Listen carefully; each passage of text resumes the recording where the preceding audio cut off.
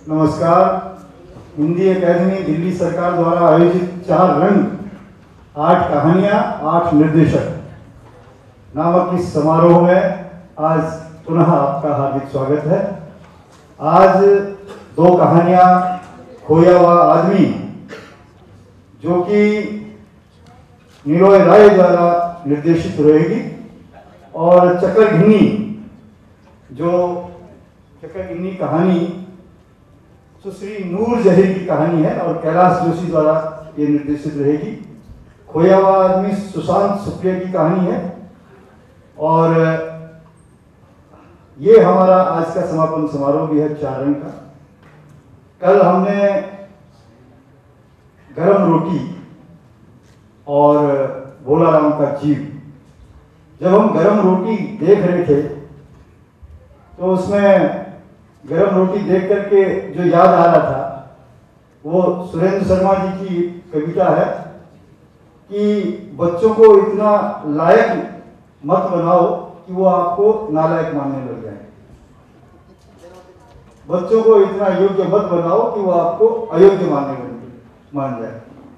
तो ऐसे कविता के जो कवि हैं श्री सुरेंद्र शर्मा जी हमारे मध्य उपस्थित है, हमारी हिंदी एकेडमी के उपाध्यक्ष हैं। उनकी कविताएं अपने में कहानी होती है और कहानी ही कविता में आ जाती है। एक चुटीला व्यंग्य भी होता है और उसमें एक शिक्षा भी होती है। तो श्री सुरेंद्र शर्मा जी को मैं मंच पर आमंत्रित करता हूं आज के इस समारोह के उद्घाटन के लिए, और श्री महेश दर्पण जी जो हमारी हिंदी एकेडमी के सदस्य हैं और कथाकार हैं, समालोचक हैं, पत्रकार हैं, आपसे भी निवेदन है कि मंच पर आ जाए आज के रंग का उद्घाटन करें।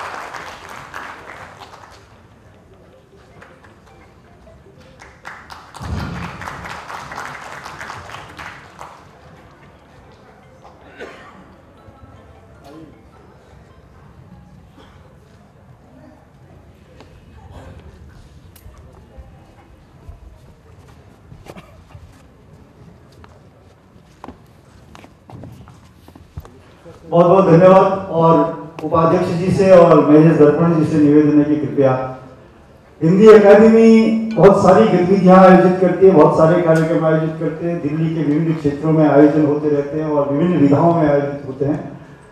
साहित्य को लोकप्रिय बनाने के उद्देश्य से ये 4 रंग कार्यक्रम यहाँ आयोजित किया जा रहा है कि कहानी को रंगमंच पे ला करके उसको लोकप्रिय बनाया जाए और लोगों में फिर से साहित्य के प्रति रुचि पैदा की जाए। ये हमारा उद्देश्य है। हमारे इस 4 रंग के समापन समारोह में अपना अमूल्य समय देकर के हमारे हिंदी एकेडमी के उपाध्यक्ष और प्रसिद्ध कवि हमारे मध्य उपस्थित हैं। मैं हिंदी एकेडमी के सचिव होने के नाते उनका अभिनंदन करना चाहूँगा पुष्पगुच्छ से।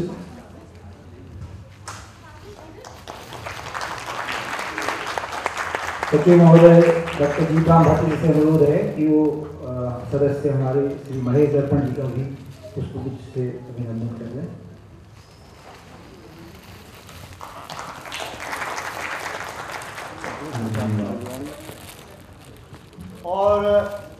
और मैं चाहूंगा कि 4 रंग है और समापन समारोह है तो रंग में रंग जम जाए।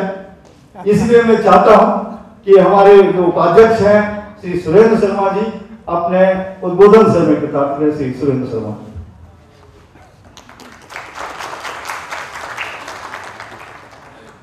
प्रिय मित्रों,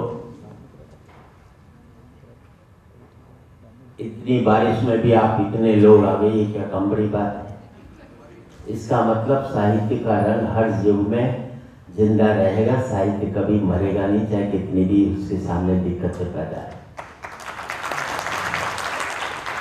और उसका मकसद क्या है? ये है हमारा मकसद यही है कि जो अच्छा साहित्य है वो आम जनता तक पहुंचे। और सबसे बड़ी बात कि साहित्य वो है जो सबका हित करे, ना कि उसमें किसी एक व्यक्ति विशेष का हित हो। कहानी और कविता में बहुत बड़ा अंतर है। कहानी में बूंद को सागर तक फैलाना होता है और कविता में सागर को बूंद तक लाना होता है।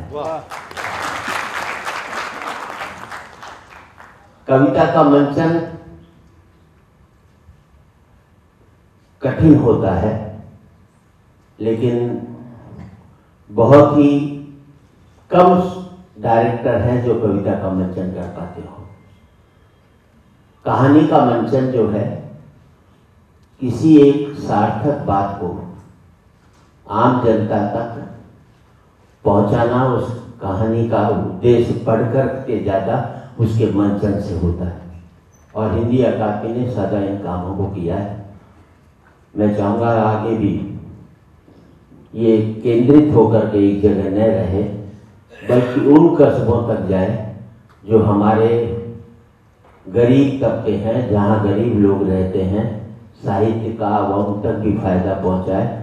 तो हम चाहेंगे चारों कोनों में दिल्ली के, चाहे वो शाहजरा की तरफ हो, चाहे वो झुग्गी झोंपड़ी कॉलोनी हो, वहाँ तक अगर हम कविता को पहुँचा सकें या साहित्य को पहुँचा सकें। साहित्य का एक ही काम है कि आदमी को आदमी से जोड़ने का। राजनीति कुछ भी करें, धर्म लोग कुछ भी करें, जब सब लोग तोड़ने का काम कर गए, सारी सर्विसेज, चाहे राजनीति हो, चाहे धर्म हो, चाहे शिक्षा हो और चाहे चिकित्सा हो, सब सर्विस इंडस्ट्री बन गई। तो मुल्क इसके आगे आंख देखेगा, मुल्क साहित्यकार की तरफ देखेगा, लिखने पढ़ने वालों की तरफ देखेगा, एक चौथे खंबे की तरफ देखेगा कि वो उसे जोड़ने का काम करें। हम लोग ये जोड़ने का काम कर रहे हैं, आपका सहयोग चाहिए। और आपसे प्रार्थना है कि हिंदी अकादमी के जो भी कार्यक्रम हो, आप कम से कम हमें एक पत्र डाल दें, SMS कर दें, ताकि जितने भी हमारे कार्यक्रम हो उसके कार्ड आपको समय से पहले भेजा जा सके। और आप भी ये कोशिश करिए से ज़्यादा लोगों को इन कार्यक्रमों में लाइए, ताकि वो साहित्य से जुड़ सकें। मैं आप सबका अभिवादन करता हूँ। और जीतराम भट्ट जी बहुत बढ़िया काम कर रहे हैं, हमारे पूरे हिंदी अकादमी के लोग, उनके लिए मैं चाहूँगा कि हम सब लोग जोरदार तालियां बजाएं महेश दर्पण जी से। मैं तब से जुड़ा हूँ जब इनके सांझ टाइम्स में मेरा कॉलम छपता था, अटपटे सवाल चटपटे जवाब, जो 12 साल तक कॉलम छपा। और उसमें महेश दर्पण जी ने जो हमें सहयोग दिया उसके मैं आभारी हूँ। और जिसके 600 रुपये मुझे एक कॉलम के मिलते थे, उसी कॉलम की वजह से मैंने 3.25 लाख रुपए महीने कमाए और 6 साल तक कमाए। तो इन्होंने स्थान दे दिया, इन्होंने मेरे हाथ से को सराहा। तो आज मैं इस स्थिति तक हूँ कि एक पहचान बनी मेरी उस कॉलम की वजह से, जो कि 12 साल तक इन लोगों ने छापा। और उससे ज़्यादा फिर उसका अब कई लोग जो हैं उसके ऊपर अभी भी आगे काम चल रहा है कि उसको दूरदर्शन के माध्यम से भी हम उस कार्यक्रम को आगे बढ़ा सकें। तो काम अच्छा हो तो चलते रहना चाहिए। मेरा मानना है कि हास्य जो है वो ऐसा नहीं हो कि जो उपहास का विषय बन जाए, उसको उपहास का विषय बना करके जो आजकल के टीवी सीरियल हैं, हम क्यों जा रहे हैं, हमें जरूरत नहीं थी अगर वो अपना काम करते हैं। मेरा मानना है कि कमाई नहीं हो तो नंगे रहो, लेकिन नंगेपन की कमाई मत करो। क्या बात। हमारे जितने भी टीवी सीरियल हैं वो आज आदमी को जोड़ने का नहीं तोड़ने का काम कर रहे हैं। और बड़ी तकलीफ होती है, एक सशक्त माध्यम था जब दूरदर्शन था सिर्फ, तो रामायण महाभारत भारत एक खोज, चाणक्य जैसे सीरियल आते थे और उनकी टीआरपी इतनी बड़ी थी कि कर्फ्यू तक लगता था जब महाभारत या रामायण के सीरियल आते थे। आज सारे मिलकर एक ऐसा एपिसोड नहीं दे पाए। मेरा मानना है कि कला सिर्फ सरकार के पास रहनी चाहिए, बाजार के पास चली जाएगी तो बाजारों पर उतर आएंगे, उसको कला नहीं रहने देंगे। आप सब यहाँ पहुँचे, आपका आभार व्यक्त करता हूँ और अपने लोग हैं, अपने लोगों का आभार भी व्यक्त नहीं करना पड़ेगी ताकि आपको भार नहीं महसूस हो इस बात का। बहुत बहुत धन्यवाद। और आज पता चला कि साहित्य समाज का दर्पण होता है, तो महेश जी दर्पण अपने पीछे क्यों लगाते हैं? क्योंकि उन्होंने हमारे सुरेंद्र शर्मा जी की कविताओं को दर्पण दिया और आज सुरेंद्र शर्मा जी पूरे विश्व में हिंदी का मान बढ़ाते हैं अपनी कविता के माध्यम से। आज हमारे यहाँ उपस्थित हुए, आपका अमूल्य समय हमें मिला, इसके लिए हम आपके आभारी हैं। और अब प्रस्तुत है खोया हुआ आदमी, सुशांत सुप्रिया की कहानी और निलॉय रॉय का निर्देशन। प्रस्तुत है खोया हुआ आदमी। खोया हुआ आदमी के निर्देशक हैं निलॉय रॉय।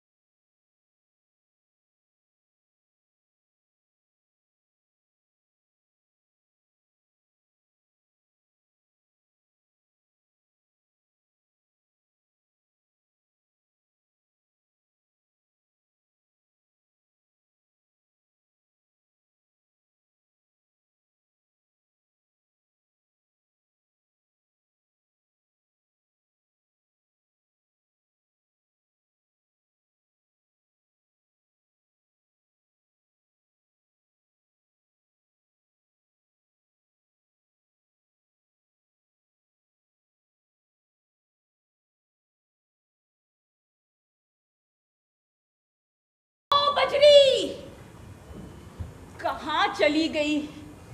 सब के सब आ गए। बजरी, ओ बजरी, कहाँ चली गई? बजरी, क्या हुआ बहन? अरे हमार बजरी नहीं मिल रही है। बजरी बेटी है तुम्हारी? मेरी नहीं, फुलवा की। अच्छा, मेरी भी बेटी नहीं समझ लो। आखिरी बार कहाँ देखा था? अपने घर में। हरिया के साथ सब गए तो वो भी चली गई, पर सब आ गए, एक वो ही नहीं मिलती। बजरी, ओ बजरी। उधर सावन के मेले में तो नहीं गई थी? आप सवाल जवाब बहुत करते हो लेखक बाबू। भला वो सावन के मेले में काहे जाएगी? हमें अपनी बजरी को बेचना थोड़ी है ना, और ना ही वो खिलौनों की जिद करती है। अरे वो तो घास चरने गई थी, पर उसकी माँ फुलवा और बाकी सब गाय वापस आ गई, पर वो नहीं मिलती। बजरी, बजरी गाय है तुम्हारी? गाय नहीं, बछड़ी है लेखक बाबू। बजरी, ओ बजरी, बजरी।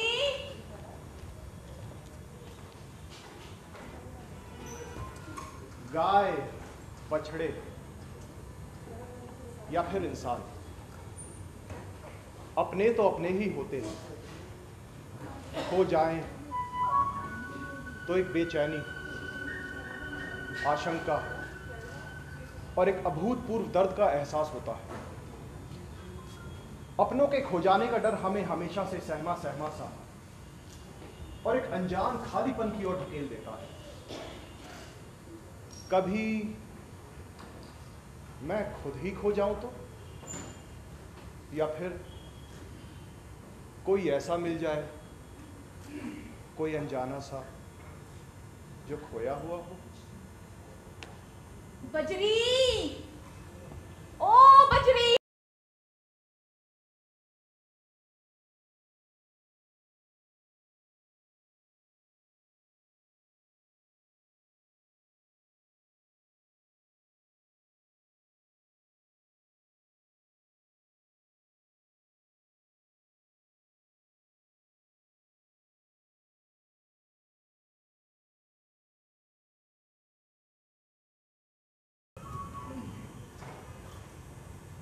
कौन हो तुम? भूत हो? 10 मुख वाले रावण हो? पागल हो? देखो देखो, हमारे गांव में पागल आया है। पागल आया है हमारे गांव में। अरे शैतान लड़की, क्या कर रही है इतनी रात को यहाँ? घर नहीं जाना तुझे? जा, घर जाके पढ़ाई कर। अरे दद्दा, पढ़ाई करूंगी तो माँ के काम में हाथ कैसे बटाऊंगी? अभी तो सारे बर्तन मांज के वापस आ रही थी तो ये पागल दिख गया। तो जानती है इसको? नहीं। फिर ऐसे ही किसी भी अनजान आदमी को पागल नहीं बोलते। जा, जा तू घर जा। दद्दा, आप इसे जानते हो? तू जाती है नहीं?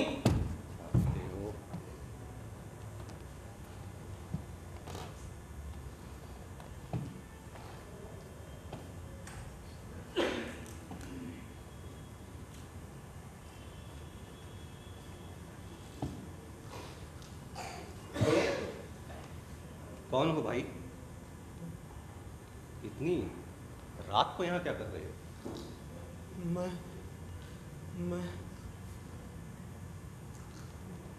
हाँ, तुम? पहले तो कभी नहीं देखा तुम्हें यहाँ। मुझे पता नहीं। पता नहीं? अरे कोई नाम तो होगा तुम्हारा। मैं शायद खो गया हूँ। घबराओ नहीं, नाम बता दो। नहीं, मैं शायद खो गया। मैं खो गया हूँ। अच्छा, कोई बात नहीं, परेशान ना हो। जब याद आएगा तो बता देना, कोई बात नहीं। मैं खो गया हूँ। हाँ भाई हाँ, मैं समझ गया, तुम्हें खोए हुए आदमी। ठहरो। हरिया, ओ हरिया।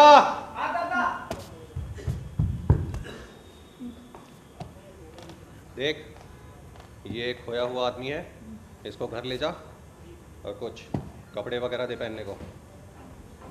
रोटी बनी है घर में? हाँ दादा। हाँ तो कुछ खिला भी दियो। और सुन, कंजूसी मत करियो। क्या छुपा रहा है? नहीं, कुछ नहीं दादा। बाजार से सब्जी वगैरह खरीद लियो और खाना खिला दियो।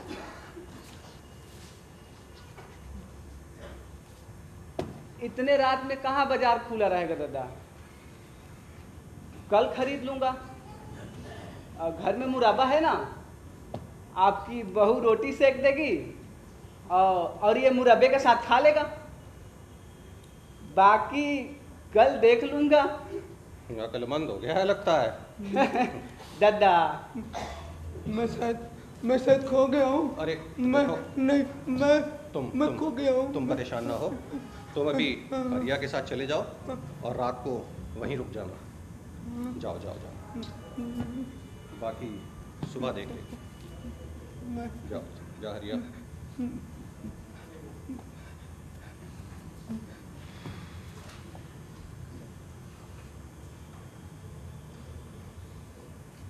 एक खोया हुआ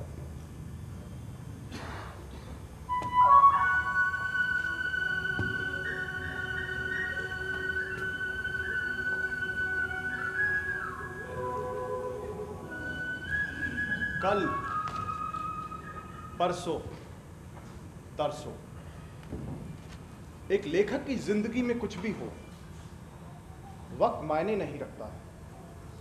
वो अपनी कलम से आज को कल और कल को परसों लिखता है। कभी कभी तो वो बीते हुए दिनों को खींच के ले आता है आज की जिंदगी में, और सारे चरित्र जीवंत हो जाते हैं। रिश्तों के स्पर्श और रिश्ते वो और गहरे होते चले जाते हैं आज, कल और परसों के चलते।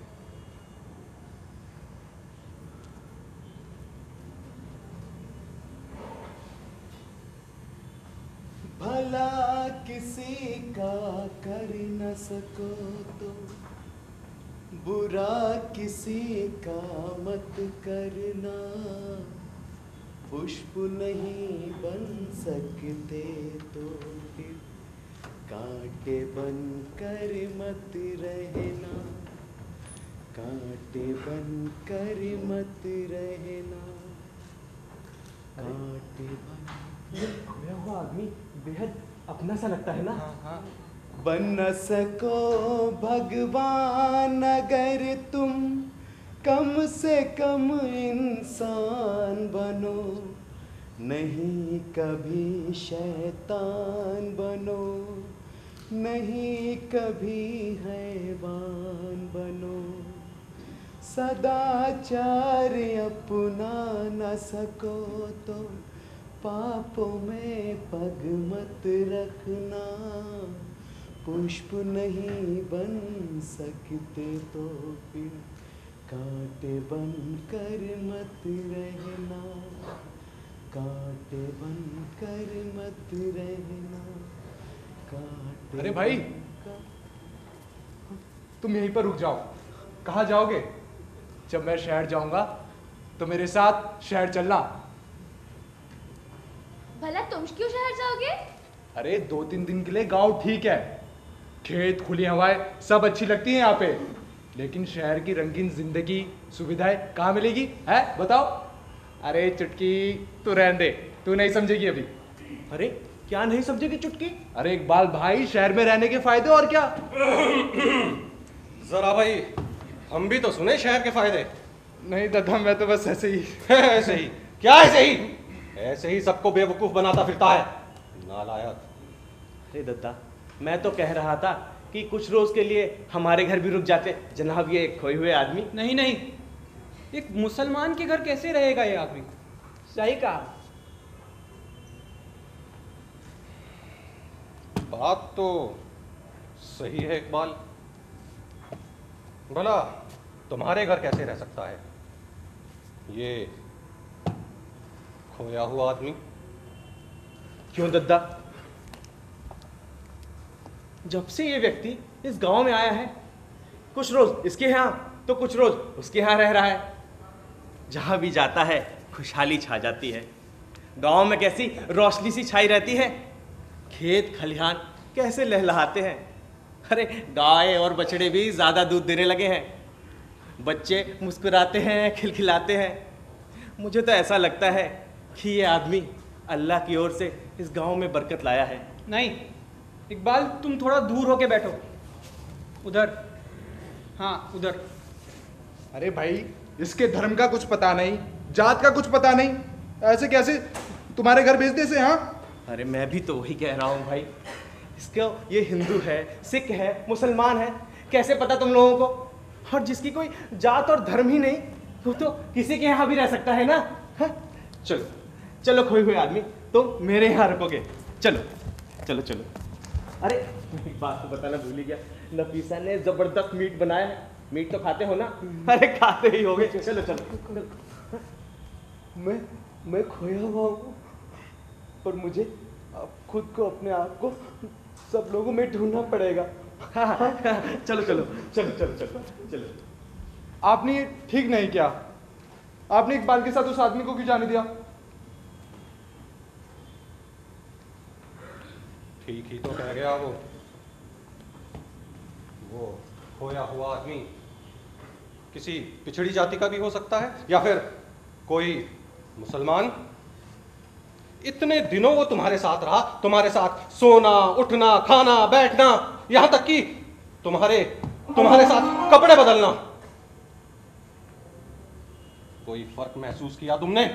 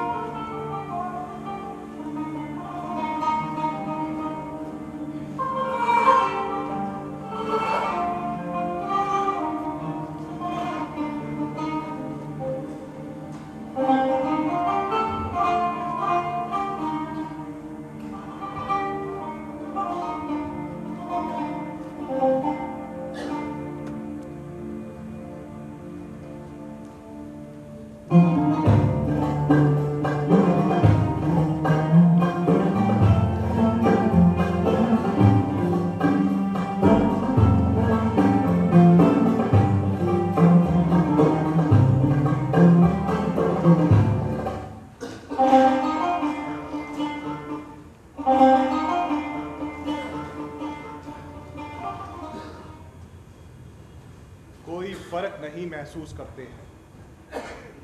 जब एक इंसान दूसरे इंसान में यूं घुल मिल जाता है, तब ना मानो कोई धर्म, कोई भेदभाव, कोई जाति भी उसको छू नहीं पाती है। और जब वही इंसान उस भेदभाव के आवेश में आकर खुद को बहा देता है, तो समाज में बहती हैं जहरीली हवाएं। वैसे देखा जाए तो इन जहरीली हवाओं के बगैर माहौल कितना आनंदमय, कितना स्वच्छ रहता है। इंसान इंसान रहता है और कुछ नहीं बन जाता है। कहाँ है? कहाँ है? कौन? वो जिसे तुम खोया हुआ आदमी कहते हो। वो आजकल इकबाल के वहाँ रहता है। हाँ हाँ, बुलाओ से बुलाओ, वो मेरा बेटा है। क्या हुआ दादी? ये कह रही हैं कि वो खोया हुआ आदमी इनका बेटा है। हैं? ये कैसे हो सकता है? हाँ हाँ, वो मेरा ही बेटा है। बुलाओ से बुलाओ। अरे भाई, कैसा शोरगुल है? मौसी कह रही हैं कि वो खोया हुआ आदमी इनका बेटा है। इनका बेटा? ये कैसे? मैंने कल रात सपने में देखा कि वही आदमी मेरा खोया हुआ बेटा है। याद है, तब मुन्ना 8 साल का था, जब वो अपने दोस्तों के साथ खेलने गया था और वापस नहीं आया। शाम को उसके सारे दोस्त खेल के वापस घर आ गए, पर मेरा मुन्ना नहीं आया। इतने यकीन के साथ आप कैसे कह सकती है कि वो आदमी आप ही का खोया हुआ बेटा है? मैं यकीन के साथ कह सकती हूँ कि वो मेरा खोया हुआ बेटा है। मैंने कल रात सपने में देखा कि यही आदमी मेरा खोया हुआ बेटा है। कहाँ है वो? बुलाओ से बुलाओ, कहाँ है? कहाँ ना, वो इकबाल के घर रह रहा है आजकल। इकबाल, हो इकबाल, बेटे इकबाल, कहाँ है?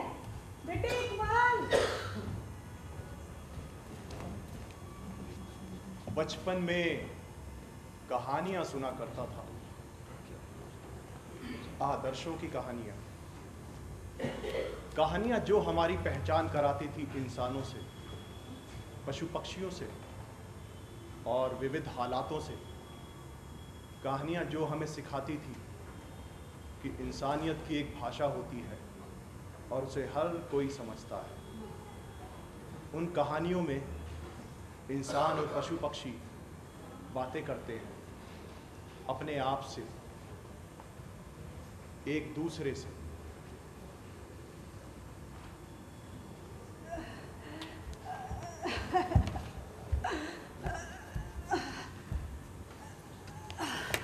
अरे अरे अरे ठीक है ठीक है, मैं संभाल लूंगा। माँ जी चोट तो नहीं आई आपको? ठीक ठीक, बहुत बहुत धन्यवाद आपका। ये किससे बातें कर रहे हो? अब देखिए ना, उस कबूतर के पाँव में चोट लगी थी, मैं उसको समझा रहा था कि आप अपना ध्यान रखा करो। इतने में माँ जी गिर गई। मैंने कितनी बार कहा है माँ जी से कि मेरे रहते हुए काम ना किया करो, फिर भी माँ जी मानती नहीं है। माँ? हाँ, ये मेरा बेटा और मैं इसकी माँ।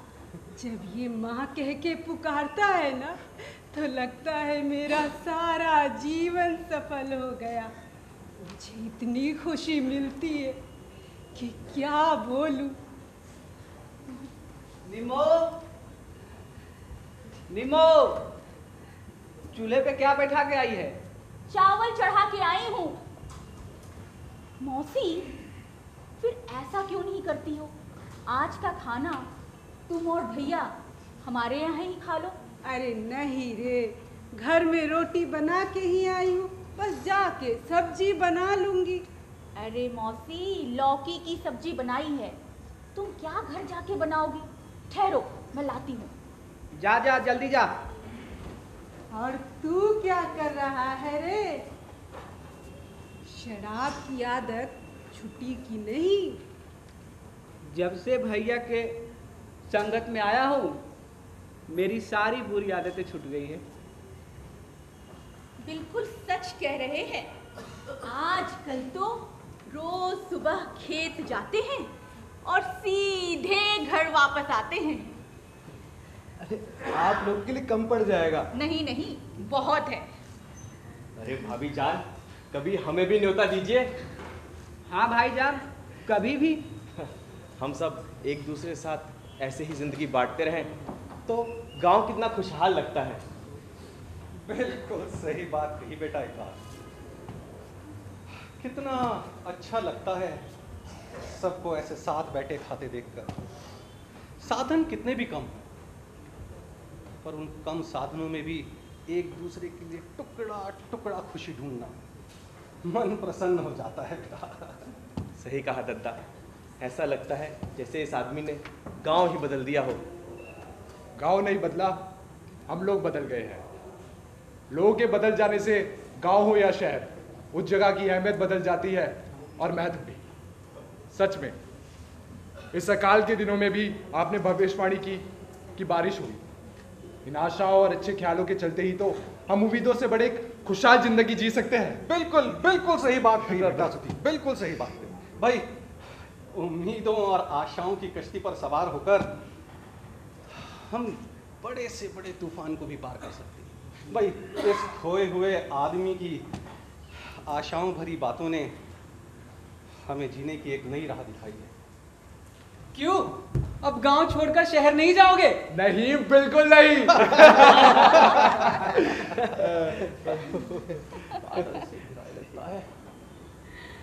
का मौसम हो रहा है। बारिश, अरे बारिश आई तो रही है। बारिश आ रही है। बारिश अरे तेज है, अरे तेज है।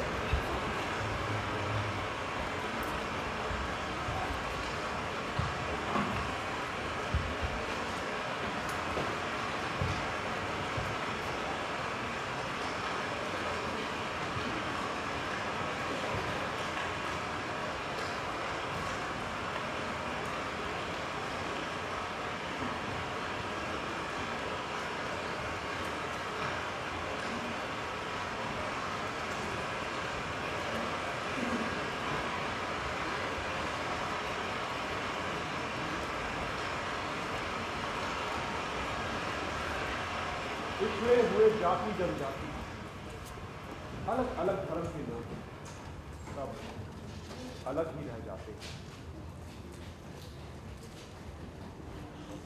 उन्हें जोड़ने के लिए एक सोच की जरूरत होती है, एक निस्वार्थ सोच जो एक दूसरे को बांधती है, जिसका कोई राजनीतिक रंग ना हो। हर रंग में रंग जाने को ही इंसानियत कहते हैं।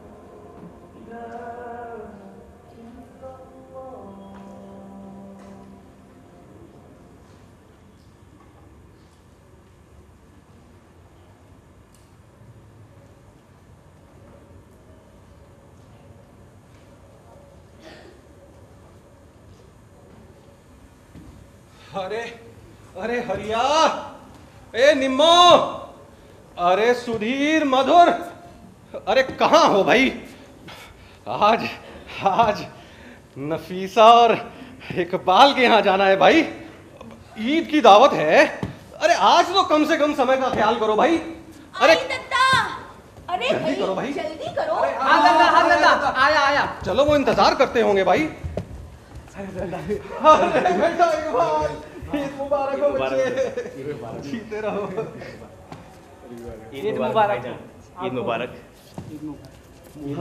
आपको ईद मुबारक भाईजान, ईद मुबारक हो, ईद मुबारक हो भाईजान, ईद मुबारक हो, ईद मुबारक हो भाईजान, ईद मुबारक हो। आइए आइए सब लोग आइए। नफीसा ने बहुत जबरदस्त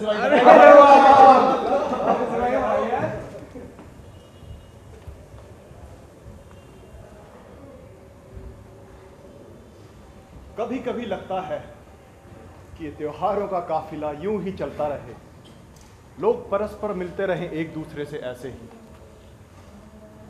ना मेरा हो ना तेरा हो, हम सब का हो ये इंसानों का त्योहार।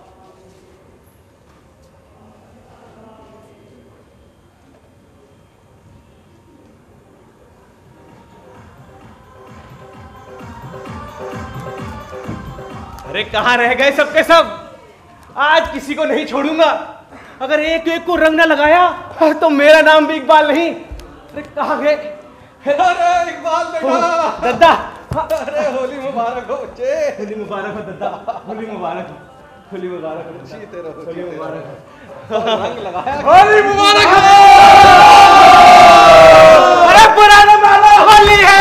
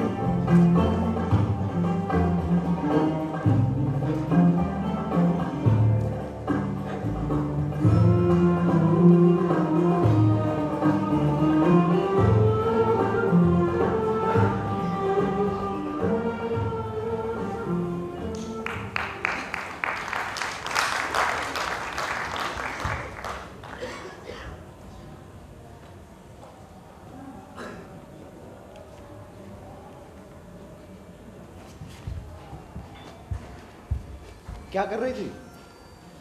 काय को चारा खिलाने जा रही थी। और स्कूल की पढ़ाई लिखाई? आज वक्त ही नहीं मिला। क्यों? माँ बीमार है। मैंने ही सारे कपड़े धोए, बर्तन मांजे और खाना बनाया। क्या हो गया निम्मी भाभी को? बुखार है। अरे कुछ नहीं, बस ऐसे ही बढ़ा चढ़ा के बोलती है। अरे मैंने इसके बापू से कहा कि बच्चे की परीक्षा है, तो कहने लगे लड़की है, पढ़ लिख के क्या करेगी, घर के काम में हाथ बटाएगी तो कुछ सीख ही जाएगी और अगले साल ससुराल में खुश रहेगी। अगले साल? कितनी उम्र हो गई बिटिया की? अभी 14 की होगी। ये लो दीदी दवाई।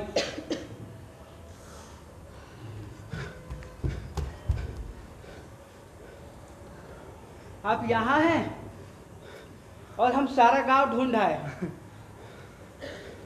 अरे आपके सुझाव से जो बीज और खाद की दुकान खोली थी गांव में, उससे गांव वालों को बहुत फायदा हुआ है। अब कौन सोचेगा गांव से शहर जाने की बात है।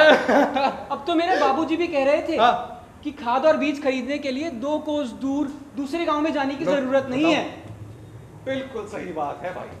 भाई खोए हुए आदमी, तुम्हारी समझदारी वाली बातों से हमारे इस गांव की खुशहाली वापस लौट गई मेरे भाई। बहुत बहुत शुक्रिया। दद्दा अभी नहीं। क्यों? गांव तभी खुशहाल रहेगा जब उस गांव का हर व्यक्ति खुश होगा, घर की औरतें भी खुश होंगी और अपने मर्दों के हाथों में वो काम बटाएंगी, सिर ऊंचा करके जिएंगी। दद्दा आप सब गांव वालों को बता दो कोई भी लड़की बालिग होने से पहले विवाह नहीं करेगी, और तो और उनके लिए शिक्षा बहुत जरूरी है। बिल्कुल ठीक कहते हो भाई। अरे अरे इकबाल कहाँ है? इकबाल, इकबाल! जी दद्दा। आओ बैठो। अरे इधर बैठो इनके साथ। और अब सब सुनो, आज से हर मर्द घर आकर अपनी बीवी के सब कामों में हाथ बटाएगा, और भाई बच्चों के लिए शिक्षा बहुत जरूरी होगी। दद्दा विवाह वाली बात? हाँ हाँ हाँ। और सुनो, आज से कोई अपने नाबालिग बेटे और बेटी की शादी नहीं कर सकेगा, और अगर किसी ने करने की जरूरत करी तो इसी छतरी से पीटूंगा उसे।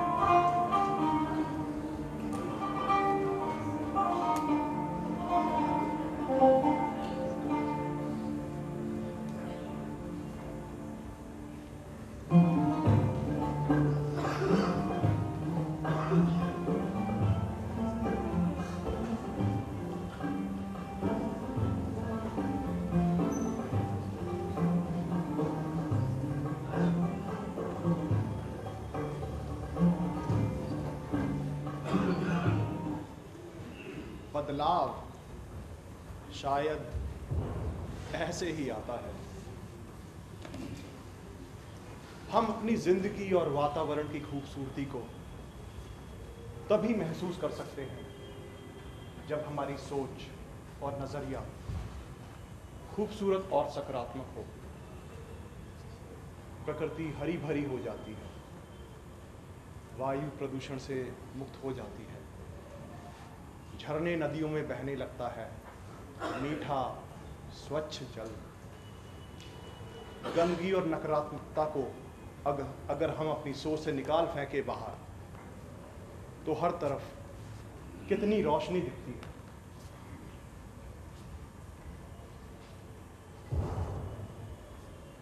आप सब लोगों के पास भी वही शक्तियां हैं।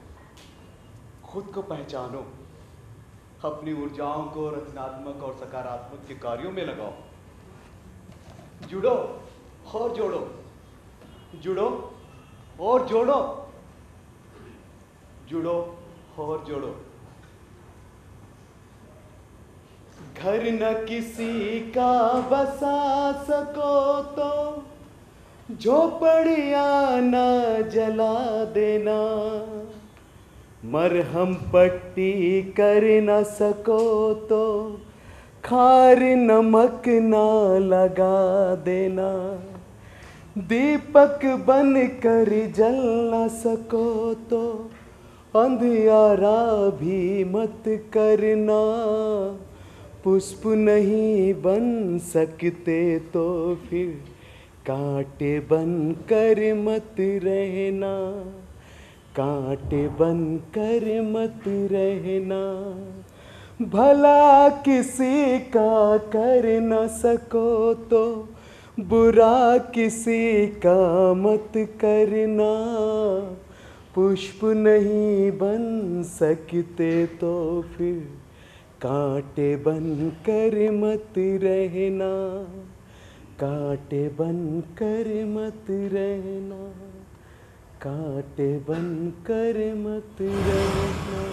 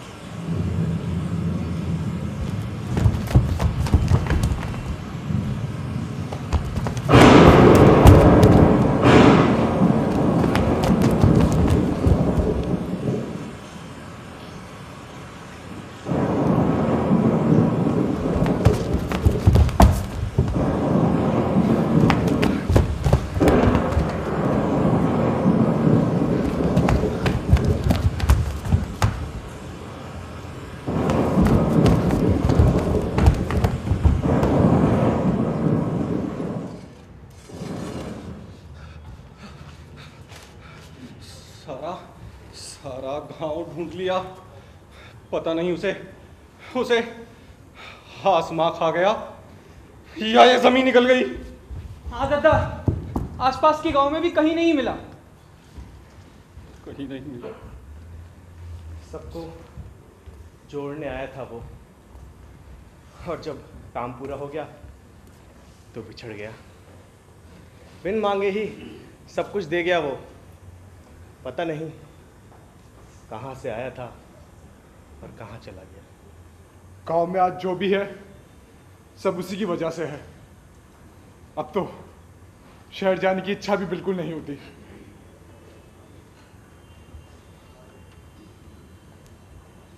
इस बार मैं कक्षा में प्रथम आई, लेकिन जिसकी वजह से आई वही हमारे बीच में नहीं है।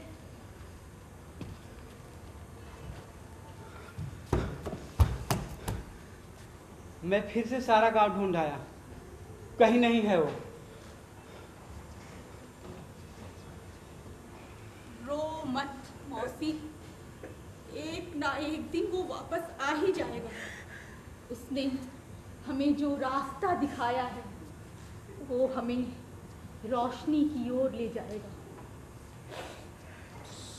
सही कहती हो निम्मो बेटी।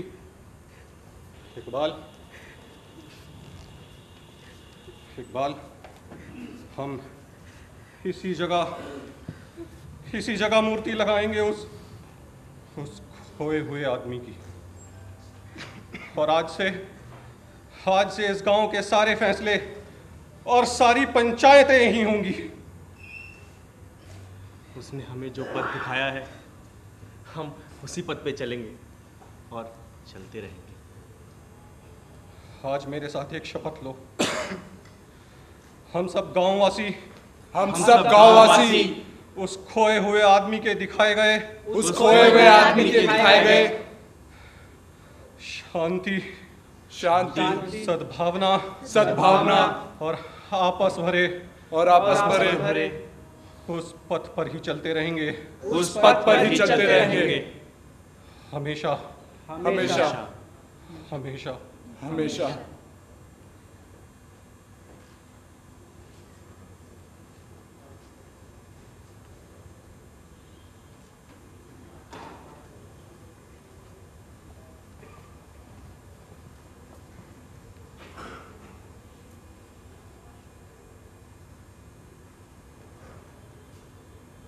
आज भी अगर आप उस गांव में जाएंगे तो उस खोए हुए आदमी की मूर्ति आपको वहीं पर स्थापित मिलेगी। और हाँ, एक बात तो मैं आप लोगों से बताना भूल ही गया। उस खोए हुए आदमी के जाने के कुछ दिनों बाद जैसे ही वहाँ जनगणना के अधिकारी सेंसस के लिए पहुँचे, तब वो यह देखकर दंग रह गए कि उस गांव में ना तो किसी को अपनी जाति ही याद थी और ना ही धर्म याद था। मानो उस खोए हुए आदमी के जाने के साथ उनकी स्मृतियों से धर्म और जाति भी जैसे खो चुके।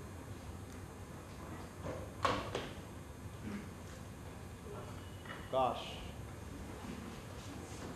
अपने शहर में हमें भी ऐसा खोया हुआ आदमी मिल जाता। काश अपने शहर में हमें भी ऐसा खोया हुआ आदमी मिल जाता।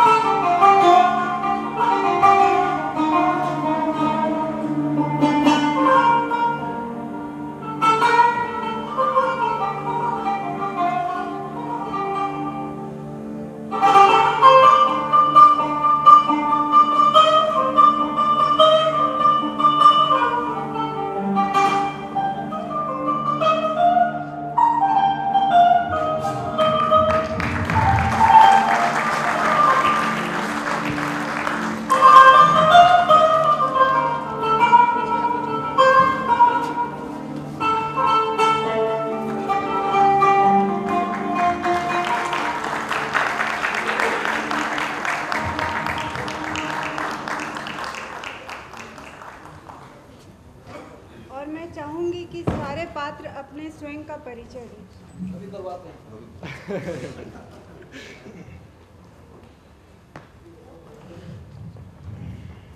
जी, खोया हुआ आदमी, आपके शहर में भी खोया हुआ आदमी आपको मिलेगा अगर आप इंद्रप्रस्थ भारती पढ़ेंगे तो। ये इंद्रप्रस्थ भारती की कहानी थी जो हिंदी एकेडमी द्वारा प्रकाशित की जाती है और उन्हीं कहानियों पर आधारित ये 4 रंग नाट्य समारोह यहाँ आयोजित किया जा रहा है, जिसमें 8 कहानियाँ, 8 निर्देशक।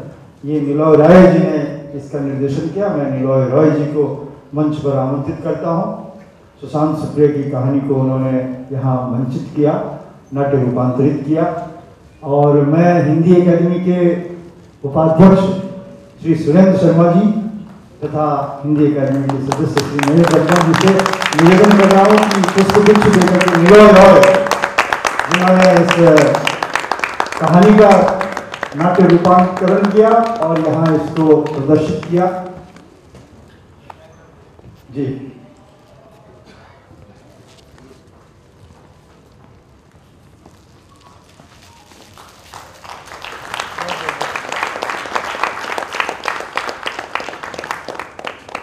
बहुत बहुत बधाई आपको।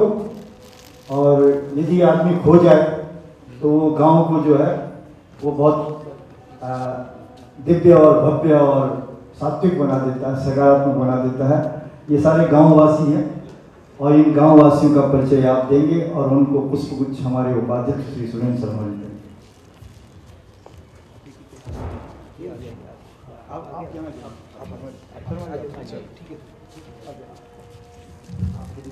हेलो, राहुल चौहान।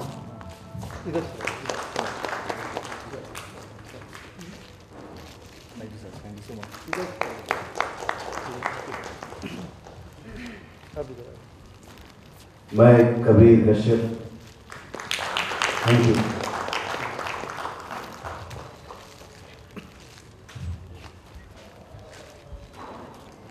सिद्धार्थ खुराना।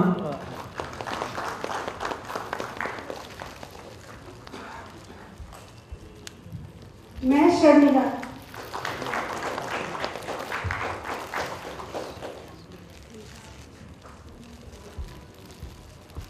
निवेदिता सिन्हा।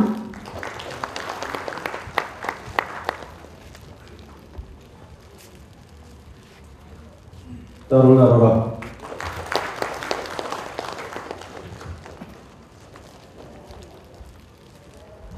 आशीष खरे।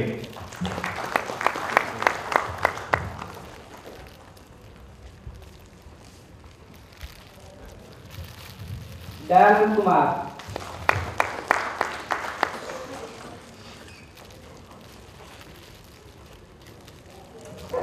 पराग वात्स।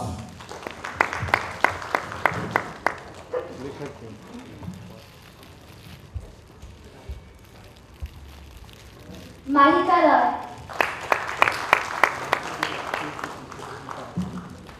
स्टेज के साथ जो थे शुभदीप लाइट में थे, निकिता ने सपोर्ट किया है। आइए ऊपर आइए।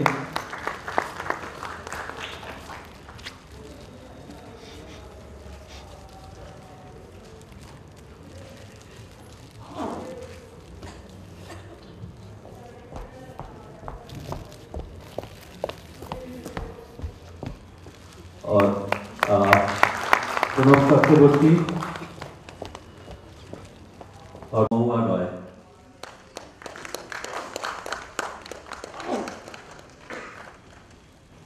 और हमारे साथ हैं सर्विष्ठा शाह। अनफॉर्चुनेटली वो ऊपर नहीं आ पाएंगे, तो प्रणव चक्रवर्ती।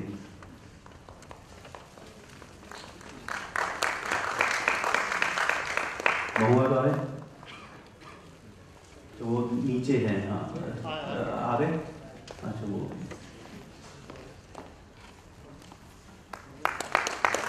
बहुत बहुत धन्यवाद।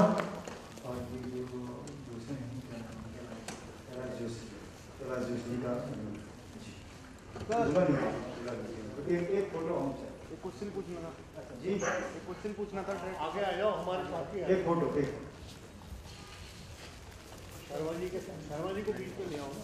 हाँ आप कुछ लोग थोड़ा सा और आगे आइए, बैठ जाइए। बैठ जाओ, पूरी फोटो आ बैठ जाओ।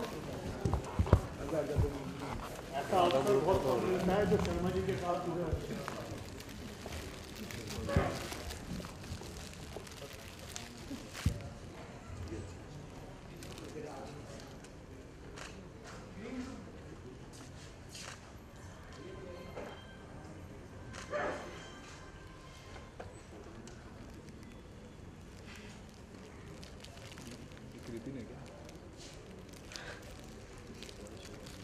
बहुत बहुत धन्यवाद नीलोय रॉय जी और आपकी पूरी टीम को, जो आपने खोया हुआ आदमी की इस कहानी का यहाँ मंचन किया। और अब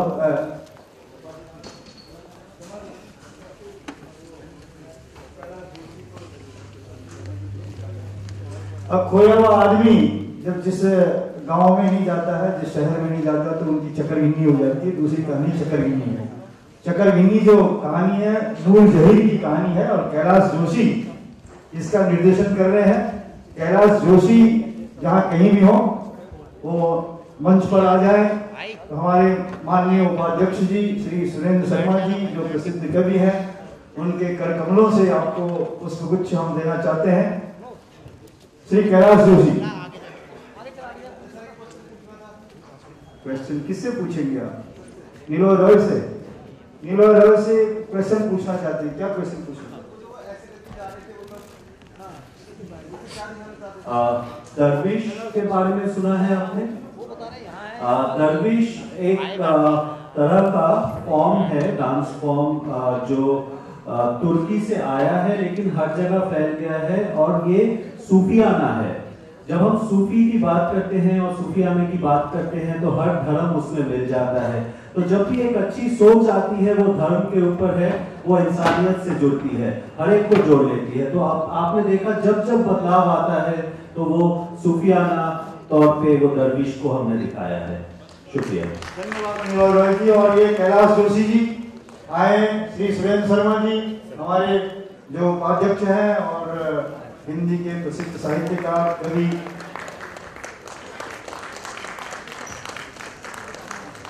और अब आपसे निवेदन है कि चकरगिन्नी को आप नाट्य रूपांतरित रूप में हमें दिखाएं। धन्यवाद।